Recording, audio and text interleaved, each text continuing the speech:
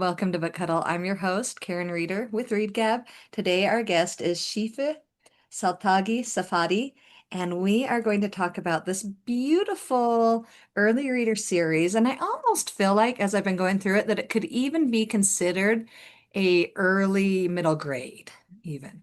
So we've Yeah. got Amina Banana, and she had the first one is the formula for friendship, and then the formula for winning and the formula for making money. And I believe, Shifa, you've got more coming along. Yes. The fourth one is Formula for Fairness, and that one is in May. It comes out May 2026. Nice. And then there's two more in the works, but Oh, no yet set publication day. Hopefully wonderful. next year. Wonderful. All Thank right. you. Well, Shifa, will you tell us a little bit about you? Tell us about you besides that you're an author. Absolutely. So I am Syrian American. I was born in Syria and immigrated with my parents to America, to actually the Midwest. We were in Ohio for a few years, then moved to Indiana, and now we're in Northwest Indiana, which we consider a Chicago suburb, but technically it's not. And I am a huge avid reader. I've always loved reading, always loved books. It was one of the ways that I learned English was reading. So similar to Amina in my book, I definitely was an ESL, ELL learner, and it took me a while to grasp the English language, but books really helped me with that. And I grew up, took English language arts, took English. I got an English language arts degree in college, and then I taught for a few years. I have four kids, and then. I did not write for a long time, even though I knew I wanted to be a writer. But, so much of it is wondering if you're good enough to do it, if your stories are worth telling. And so it took a long time for me to convince myself to actually sit there and sit down and write a book. And I have been published for a few years now. And Amina Banana is my chapter book series. It is my third book to be published in the traditional industry. I love it. I love it so much. Thank you. I was just talking to another author like this that I was like, and we authors, because I'm unpublished. Uh-huh. Like you put your heart out and you're the best writer and then you're the worst writer. And Oh he my used to be an gosh. editor and he was It's like, a it cycle. is so nice to remember that there are authors like that because he said too often you run into like authors that are like, I will not change that line. Oh, really? Wow. And so I was I like, met oh, I people I thought talk most of with. us was like that, that we were just Yeah. like putting my heart out and this is Yes. enough. I don't know if it's because I'm still early career, but yeah, Uh-huh. most of my friends and most of my critique partners were all very similarly like, you want you to put your best work out there. Yes. So you do take beta readers and critical readers, and definitely my editor and agent's advice for sure. I'm always, if I can help make my theme appear clearer, like clarify a character, why not? Of course I would change, just to make sure. And usually, when you get edits, they're in line with what you want to say anyways. It just helps you clarify your meaning. It's Yeah. not changing the heart of your story. Right. Just taking it with the right attitude, Yeah. making it Yeah. the best it can be. All right. I love to do an author icebreaker to get to know you just a little more, little something different. So I love this book series, The Candy Shop War by Brendan Mull, and they use different candies to have magical powers. And so what would the candy be? What would it taste like, first off? And then what would your power be? It's so funny because in like regular life, I love chocolate. Mm. But when I saw this question, I was like, I would want like a rainbow flavored Skittle that had all the colors in the rainbow, like all the Skittles commercials. And I would want to fly. I don't know. I just like, I've Yes. always loved the idea of flying. I have dreams where I just take off and fly. And Mhm. I feel like it would have to be rainbow because you're like a rainbow. You're in the sky and just Yes. flying. I am a bit Oh my of a God. thrill seeker, so flying would be so cool to be able to just wander around everywhere. Yes, I love the feeling of it. Like sometimes Yeah. I go to sleep and I say, I hope I fly tonight. Like I just, because I wake up In afterwards and the I dream, love the warmth. yeah. Yes, I love the Yes, warmth. Even I still feel afterwards and I it's can so just exciting. get where I want to be so quickly and I can Oh, fly and nobody can see me or I can fly and people can see me. I love to fly in so my cool. dreams. It's the So cool. best. Yes, I agree. That is absolutely my answer. But I hadn't thought about the candy. Yes, the rainbow makes sense. Um, Right? All right. So tell us, start with the one I'm not holding. I'm Banana and the formula for friendship. Tell us how it all got started. I knew I wanted to write a chapter book series, and I knew that it would be very similar to my experiences in elementary school. In elementary school, I really clearly remember being in English as a second language class, loving for the first time, I remember falling in love with books because I remember in second grade very clearly loving a dolphin book and taking it off the shelf and taking it home. And my mom was like, did you like who gave you this book? And I'm like, oh, my teacher, she just gave me this book. And that was not true. But I was I was a little book thief. And it's so funny because like now as when I became a teacher, when kids would want books, I would be so happy to have them take that book home. So I feel like the teacher probably knew that I needed that dolphin book and probably turned a little bit of an eye away from it. Yes. But I really remember like loving books. Yes. And books being so important to me. I mean, they were the way I learned language, the way I, you know, became stronger in my skills, but also just feeling seen, feeling like, you feel comforted by a story. It carries you and you feel just this like, energy and belonging from it. So, I knew I wanted to write a book where I, have this main character that is in elementary school that finds love of learning, love of, English. And I definitely remember being very much torn between my home life and being Syrian and being American. So I wanted to represent what it would look like if a character came from Syria and had to find her way, similar to, my identity. And I hadn't seen any chapter books that, dealt with an Arab American like Amina, who was struggling to fit in, who was a Syrian refugee. So I wanted to offer that as well because I also had looked for my identity and had not seen it on the shelf. And I just loved Amelia Bedelia, Judy Moody, all these really cool, funny, books that were like around. And I just really wanted to offer the same thing, a silly character that was funny and humorous, but had tons of heart and love. And so Amina Banana was born. When I began drafting it, it was closer to like 7,000 words, and it wasn't fully fleshed out. And I love that you mentioned earlier that these feel like early middle grade Yes. because when I actually did a mentorship with my editor before she picked up the books, and she and I worked to push it towards 10,000 words, which is where each book now sits. Yeah. And my middle grade is around 25,000 because I do write middle grade verse. So it is really, we do call it mini middle grade because it is the full aspect of middle grade, which is story, setting, plot, characters, emotional arcs, themes, all the delicious parts of a story in this, bite-sized character led chapter book that is just, as well developed as we can make her. So, ever since the mentorship, we worked on formula for friendship and, I developed the rest of the series and we've been working on them ever since. Beautiful, beautiful. I started reading it to my daughter. We had read the Princess in Black series. Yes. I was loving that. And then another author, and now I can't even remember who, I saw her comment that bookstores said, I'm sorry, we're not interested in carrying your book because, quite frankly, we don't have a clientele Mhm. that sees themselves that way. And I thought that makes me so sad. Yeah. And so I went and looked at my books, and really, I actually don't own a ton of early readers. Most of my books Huh? are picture books or middle grade and up. Yeah. But I was like, is that the case for me? And I know I have a variety of diversity. So I jumped at this opportunity to have these books, and I have been reading them to my daughter, and my little white in a predominantly white school daughter is not flinching in the least about what are you reading me, mother? Like I was for one I was hurt, and so then I was like, well, let's find out.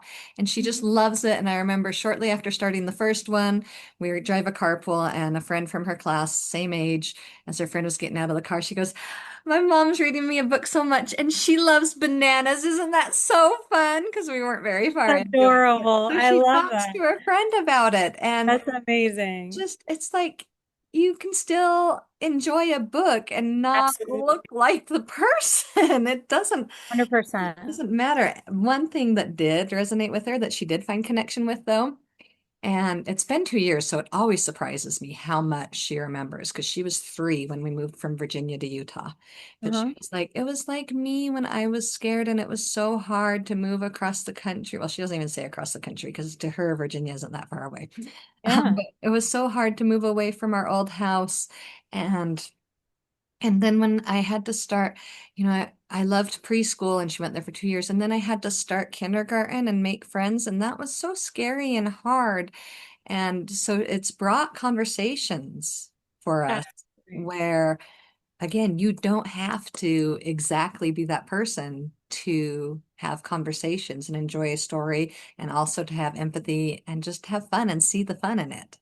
Absolutely, 100%. And I'm so glad you brought that up because, Amina Banana is a story for all young people. Yes, Amina's identity is like mine. She's Muslim, she's Syrian American, but her story transcends those boundaries. I don't like when books are labeled by just their identity because I Right? think sometimes we can like yes, we want to be diverse, right? Like I as well really seek out diversity even for my own children. I want them to know a variety of cultures and people.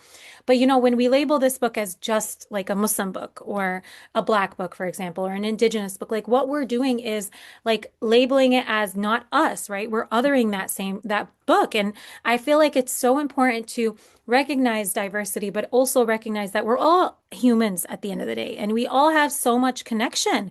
And I love that you mentioned your daughter remembered moving. And exactly, like I feel like Amina is all of us when we are in a different new place. Even that transition between middle school and high school. My son recently went to high school and it was a new high school for him, different than his middle school. And he was so nervous at first, like, am I going to make friends? How is it even when you're a teenager? And I think like we all have that want to belong, that want Yeah. to fit in. And Amina has so much parallels with all of us, just trying to out, like, what is it like? How do I fit in? And I'm so glad that it resonated with your daughter and with other readers. Yes, and I'm hoping, yeah, that it will just go forward, that people don't pick this up and be like, well, I'm not Syrian, so not for me. Yeah, Well, do you yeah. know what? I am interested in friendship. I am interested in stories that will make kids laugh and have fun and grow and be better individuals. And so, yes, yes to that. Friendship made so much sense for starting with friendship for the first book.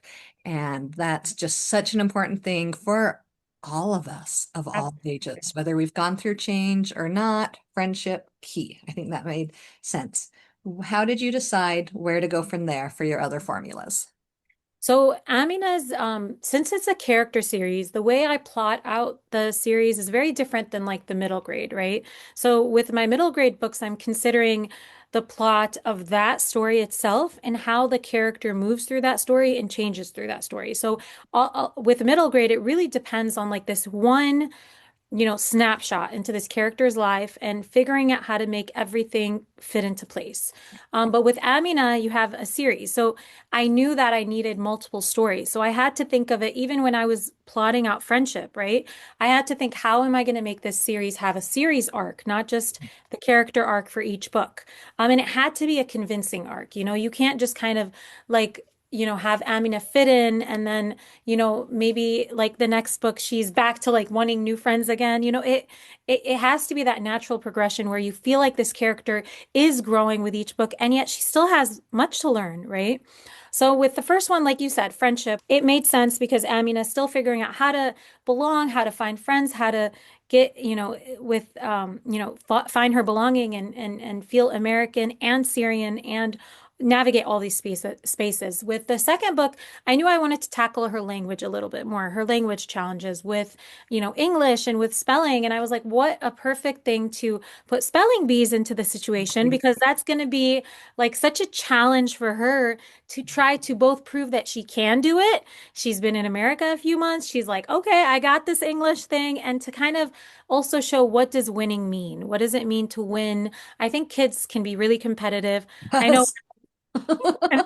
when I was reading this book to my 7-year-old, she was like really invested to find out, does Amina win the spelling bee? And I was like, let's talk about what winning means. Winning doesn't always mean getting that trophy. The journey itself along the way is the prize.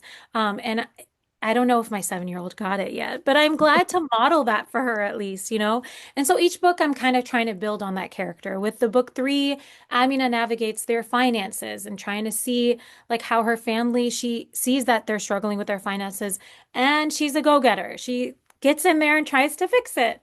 And with book four, she has to, face this frenemy sort of relationship she has with a girl at the school and do a science fair because, of course, on the science fair, they're put together and they have to navigate that kind of relationship. So each book is kind of building on the existing friendships, the existing character building that I've done for Amina and trying to figure out a new challenge for her to learn. And that keeps going even with the fifth and sixth book, trying to make sure. And I think that it's just kind of more and more ways that show too that, this one character can continue to grow, just like all of us, I feel like as human beings are continuing to grow, to learn, to experience new things and navigate them as people. Yes, yes. I love it. And I think about Just Barely, we read last night, where I don't know all the words, but basically she's praying to Allah, right, to Yes. be able to do well on her spelling bee. Yeah. And so my daughter asked about that. And I said, okay, well, so Allah is their God. Yeah. And so I'm like, so we have Heavenly Father. But I was like, but very much the same thing, my dear. When we pray, we can't just rely and say, okay, I've prayed, I'm ready, and we do our part. And so, I do, I feel like that even across religion, there can be topics, and I find it so important for my kids to understand the multitude of religions. Yes. And they live in a community now where they're the predominant religion, but I actually liked it a lot better when we lived in Virginia and we were the minority. Uh-huh. And it's very, very different for them. And when we lived in California, we not only were we the minority religiously, but we were the race minority. We went to a very predominant Latino community. Yeah. And I like them to not always be the majority, but I couldn't help what happened now. Yeah. But I can do that with books and I Yeah. can help them see these things. And I really enjoyed that. And having something so simple that I hadn't really thought about Yeah. talking to a 5-year-old about who Allah is and how Yeah. that's special and important to other people.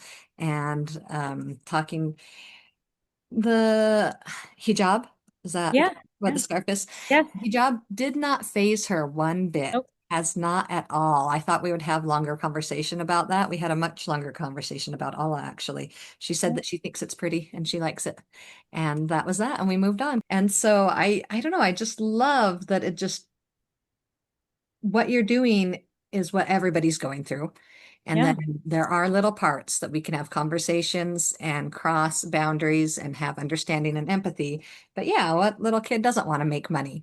What Yeah. little kid doesn't want to win? I've had so many conversations with my kids that I'm like, we learn skills and we have fun. And now I'm Yes. happy to find add friendship in and stuff like that because as mine are 11 and 13 now, they're like, Mom, I want to win.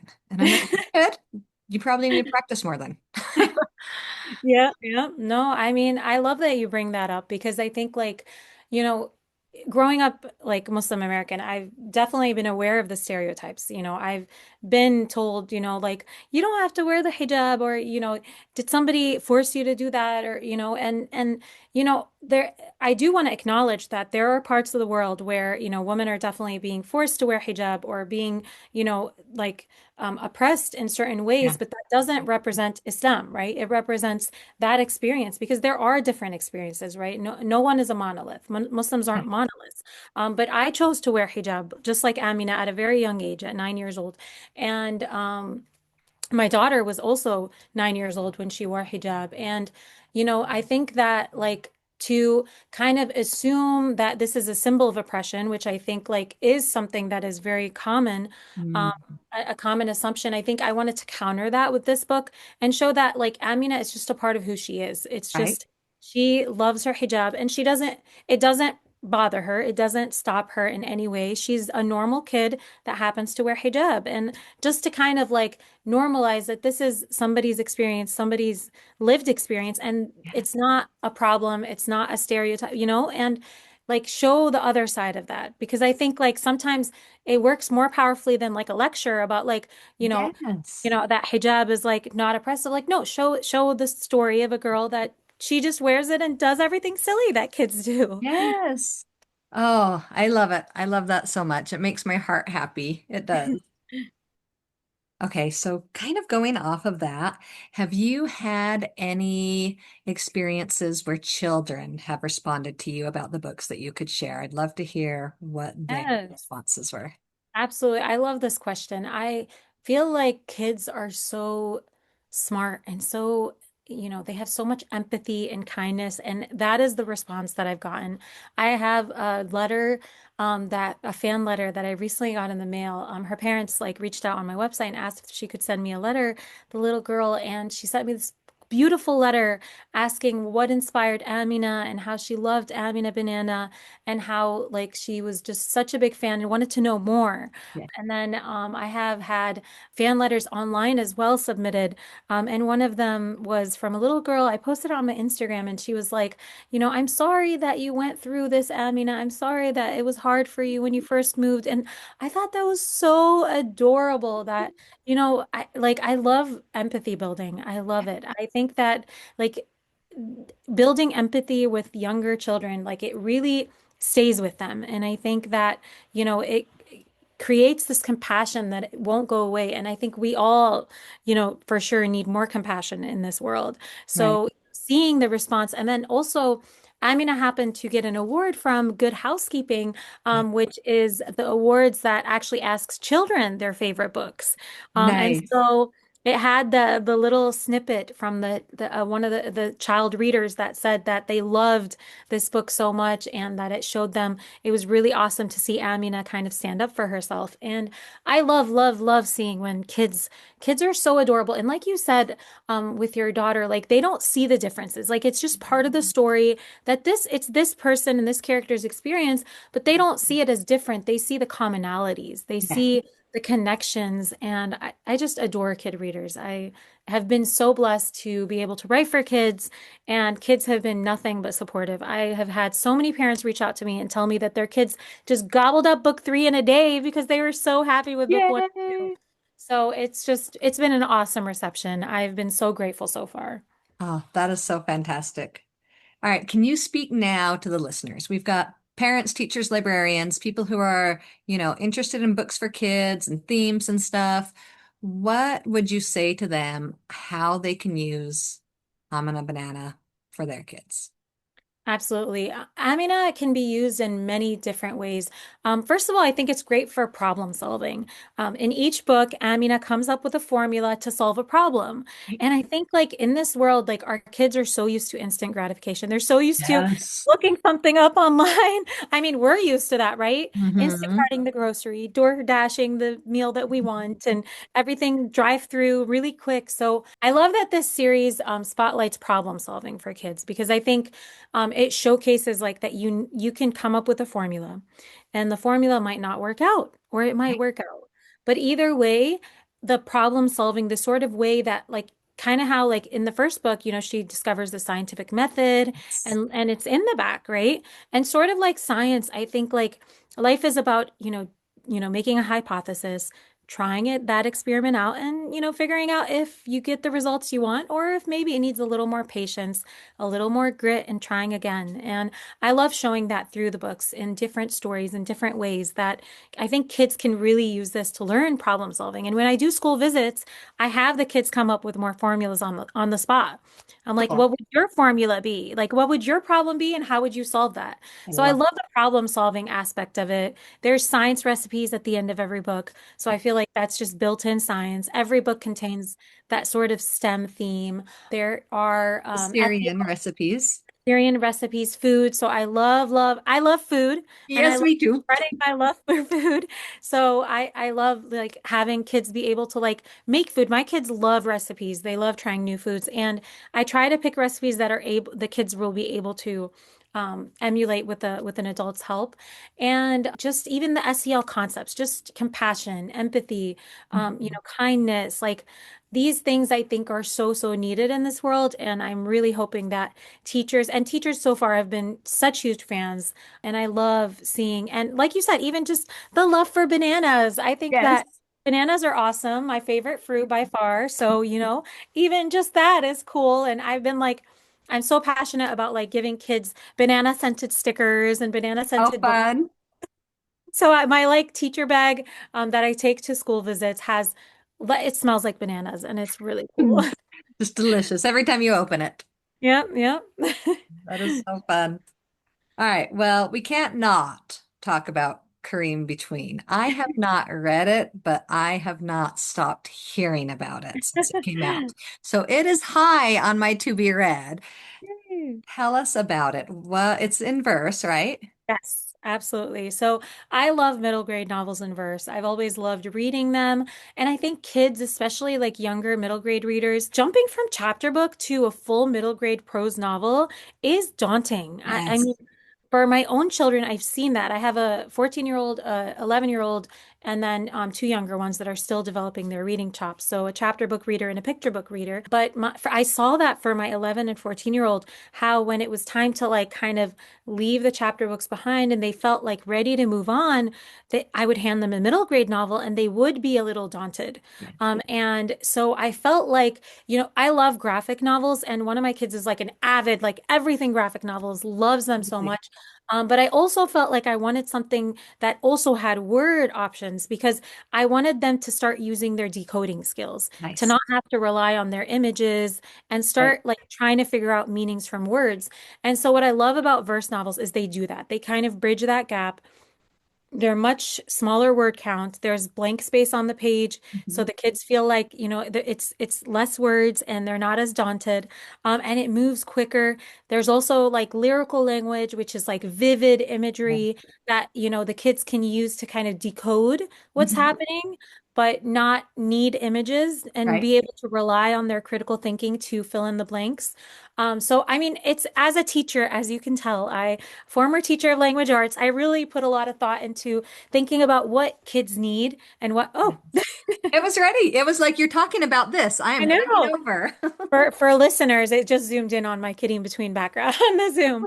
Yeah, so so it was just natural for me to just really love verse and want to write verse. Right. And so Kareem Between was born from my love of the crossover, Inside Out and Back Again, and so many other amazing verse novels. And Kareem is a football lover. He loves watching the Chicago Bears play football, and he wants to be a football player himself. And he's stuck in between, right? He's stuck Right. in between being Syrian and American, stuck in between, his friend has left. He's trying to make friends. So he's like, should I try to join the QB and do what I know is wrong to join the popular crowd, or help the Syrian refugee that just arrived from Syria around like my mom wants me to? He's a middle child, so he's stuck even between at home. And then his mom travels to Syria to bring her dad back for medical treatment. And it happens to be 2018 when the executive order nicknamed the Muslim ban happened. She gets stuck in Syria and he kind of has to grapple with his feelings of feeling like he doesn't belong. And how can he be American if his mother is banned from coming Right. back into the Right. country? So, you know, I think there are so many different entry points to get in between.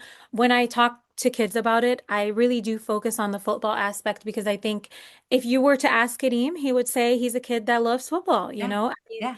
plain and simple, kids are kids, right? But also I think it shows that, kids are kids, and kids that are just living their life have those experiences where politics affects them in real time Ooh. and they have to navigate that. Even Right. they didn't choose it, right? You don't choose your skin color, you don't choose your race, you don't choose your ethnicity. These things are just chance, and Right. you have to figure out how to navigate. And, seeing what's happening in the country right now, even I think it's just this continuous conversation that I think we have to have with our kids, with all kids, and realize that, we have to have compassion for everybody. Everybody is human. Everybody deserves human rights.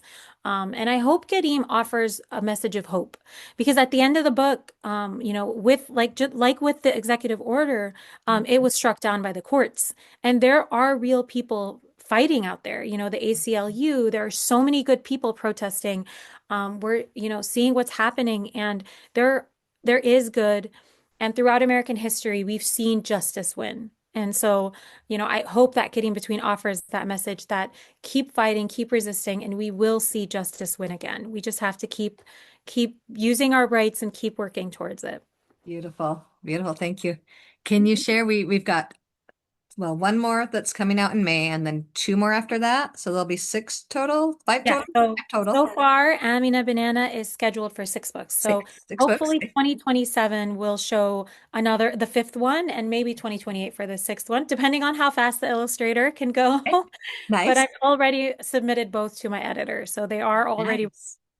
And it's yeah. the same illustrator every time. Yeah. Yes, Okay. yes. The wonderful Alia Jalil. Yes. Wonderful. And She brings then so much life to these books. do you have more middle grade, other Yes. genres you're I tagging? have You a have. second novel in verse Okay. titled Sisters Alone, and that one is coming out in September 8th of this year of Oh, wonderful. 2026. And it's about two sisters stuck home alone in a blizzard. And so this one has like survival kind of like, action similar to Alone and Canyon's Edge. I think those are good Okay. Yeah. titles to sort of show, like the survival aspects. And it's a lot of beautiful poetry and sister relationships too. So there's a lot of kind of Nice. sisters bickering and trying to figure out their way. Oh man, sounds fantastic. I'm excited. And this year, so Yes, that'll so be many good. books. I'm like, I can go start looking at requesting that now. All right. Great. Can you recommend for us a favorite children's book? Absolutely. I have so many. But recently I read The Undead Fox. Yes. That one was so Oh, of I love it. why did it slip my mind? The Undead Fox of Of Deadwood Forest. Deadwood Forest. There we go. I was going to say Aubrey Forest Hartman. Yeah. or something. Yes. Oh my gosh. That book was so, so, so good. And I read it like 3 days before the ALA announcements. Oh, yay. I immediately DM'd the author and I was like, this is going to win a Newbery this year. I'm just telling you right now. And she's like, oh my gosh, I don't know. I'm like, yes, no, I know. I will tell you right now that it will because it's Mhm. fantastic. It The is. setting, the character, the themes, the everything in that book is delicious and gorgeous. The craft. I can't remember the last time I read a book that I just could not stop talking about this much. Right? Right? It is just So one. good. There are some that are the one of the favorites of the year, and then there Yes. are some that are one of the favorites of forever. And I think Ellen this Fox is is going one to of be those. one forever. I agree. Right? I see this being a classic taught in schools forever. Yes. Oh, It's stunning, honestly. It's all of the Newbery ones were amazing, but of this course. one, I don't know, it stuck with me. I Oh, really the I know, craft right? craft was just incredible. Right. And then, yeah, that you can just keep thinking about it. And My gosh. I I, bought I read it and I uh, did a little bit of the audiobook and I bought it also to read aloud to my kids as well after we yeah, finished read yeah, aloud. same. I'm So I like, listened to the audiobook and I was like, this must be on my shelf, which is it not has, always the case. Like, yeah. and a lot of times I have e-arcs or, Yes. audiobooks or whatever. Yes. Sometimes as soon as you read it, it must be in my house, I agree. hopefully for my children to consume as well. It's so good. That the Fox has my whole heart. I Yeah. can't wait for the companion novel. Yes. And then The Badger, I read, there's this book that came out last year called The Bad Badger. The only Yeah. reason I read that was because of the badger and the undead fox. My gosh, Just so because good. I was like having this softened love for badgers. I know, I know. I sobbed, I think the last like 100 pages. I just cried the whole time. Right? I know. So good. No, I mean, I can't like it put me in a slump. I feel like I can't read ever since I read it. Right? Oh my goodness. It's I really hear good. you. I hear you. It's just gorgeous. Can't wait for more. Have you read her first book? I have not, but Okay. it's definitely on my TBR now because Okay. she's one. Yes. Yeah. Yeah. So, and I think I listened to this as well. I can't Really. remember. Sometimes it's hard because I do my own thing in my head that I can't remember if I. I feel you. I read like I aim to read Uh-huh. over 100 books a year because I think to be a writer, you have to be a reader. I think there's Right. like no question about it. So I Yeah. really try to read all the books of the year. But sometimes you just start forgetting. I'm like, Yes. wait, did I read that? Did I finish that? What format did I read that? Yes. I'm like, All I might becomes have a listened blur. to it or I might have read it. I don't know, but it was a really good book. Yes, that's what's That much important. I can tell you. Or Yeah. sometimes I'll forget the storyline and the characters' names. And I don't ever give a synopsis in my reviews because I'm like, if they want that, they can look at the back of the book. Exactly. Only vibes and feelings are communicated. Yes. So I'll remember that I love something, but I'll be Yes, like, I don't know why. I need to go read what it's about. yes, I yes. just No, know but the this way it one made was me feel. But this this one, one, the, yes. the craft was incredible. I think like the setting, the description, the words, like every line felt Yeah. like it was perfectly It written. needed to be there, right? Yes. It Yes. was absolutely even the pacing, I felt like I was like experiencing it. It was just incredible, Right incredible. there with them. So emotional. Love it. Absolutely. Absolutely. Well, thank you. This was so much fun. I appreciate you being with us today. Thank you so much for having me. Hey there. I hope that you enjoyed this interview with Shifa. If you have a minute, I would really appreciate it if you could take just a second and go and rate and review BookHuddle on your podcast platform because that really helps me to grow and reach a wider audience to tell people about these books and share these interviews with others.